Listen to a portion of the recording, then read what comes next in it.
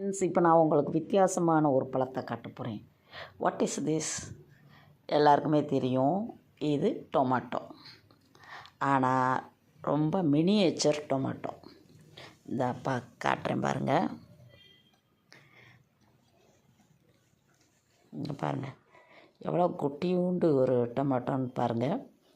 இது ஊட்டி மினியேச்சர் டொமேட்டோன்னு சொல்கிறாங்க. இது நம்ம சைடு விளையாது, ஊட்டியில் தான் விளையும். இதை நம்ம எப்படி இருக்குன்னு சாப்பிட்டு பார்ப்போமா? சாப்பிட்டு பார்த்துருவோம்.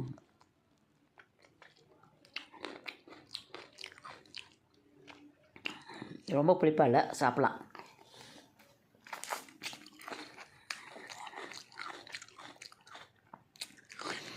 ஆக்சுவலி தக்காளி டேஸ்ட் தான்.